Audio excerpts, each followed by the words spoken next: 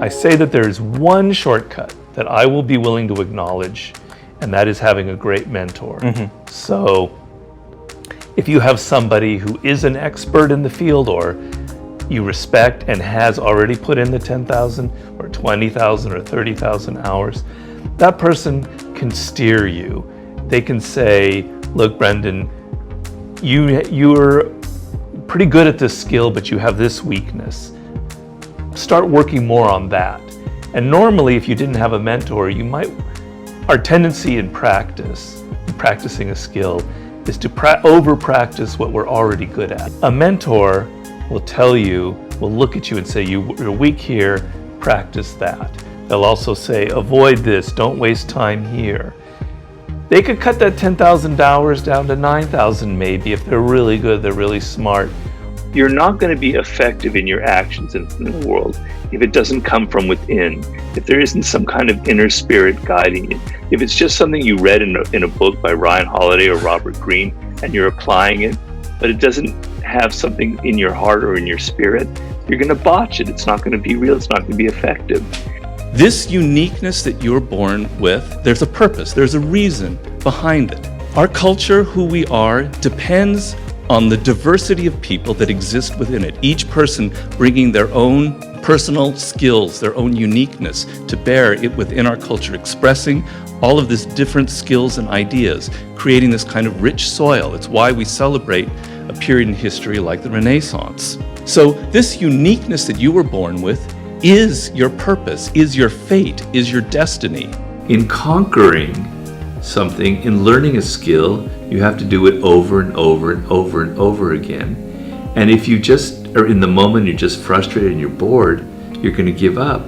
But if your attention is, this is going to give me so much rewards, then you're looking 3 months down the road, and then it's not boring, it's a challenge, and you know that eventually you're going to be playing chess like a grandmaster. It's going to be fun, more fun than any video game that anybody could ever invent. So that's the key thing is do you have that pattern early in your life where you understand that boredom and tedium is actually something to overcome, and when you overcome it, amazing things will happen.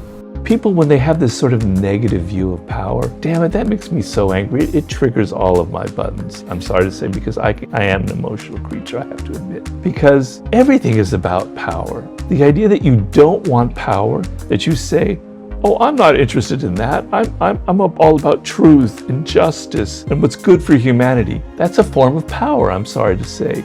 You are seeking power. You are seeking power over other people. Some of the most heinous crimes have been committed by people who think they're doing good for others. But you want power. And I look at academics who have these very lengthy, very powerful arguments about the world, etc., etc.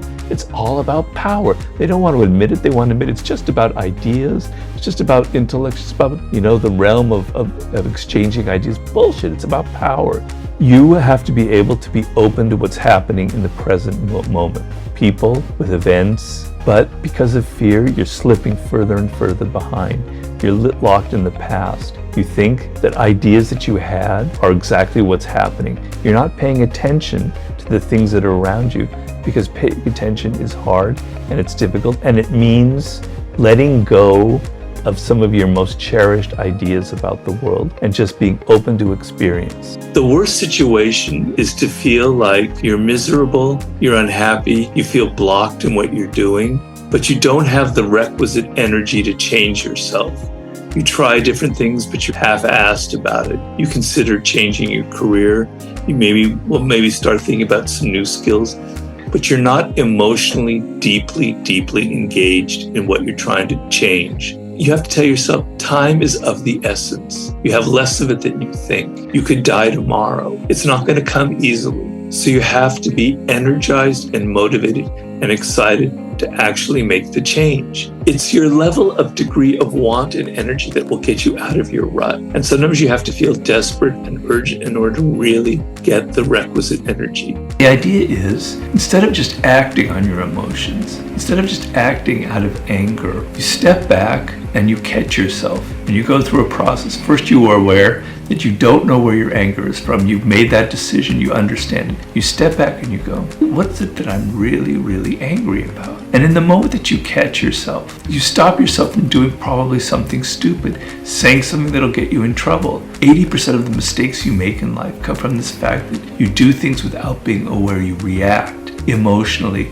when you could have taken that half step back and thought a little more deeply. So the idea is awareness, self-awareness is the key to everything here. The people who really get far in life, who really achieve something, it's not that they're so goal-driven. They don't think, I want to become a master, I want to write this great book. They're actually people who enjoy the process of their work. Like, I enjoy putting the book together, researching it, building it. If all I thought about was the end and getting money and attention and being on Barry Kubrick, it wouldn't work. You have to actually literally enjoy the details that are involved in your work. And how do you do that? Well, you choose a career that at least excites you in some way, where you can handle the setbacks, the tedium, the practice, the boring hours. It's inevitable. If you want to be a great violinist, you're not going to be born that way. You have to put in the 10,000, the 20,000 hours. And the more you do it, the more pleasurable it becomes. The more pleasurable it becomes, the harder you practice.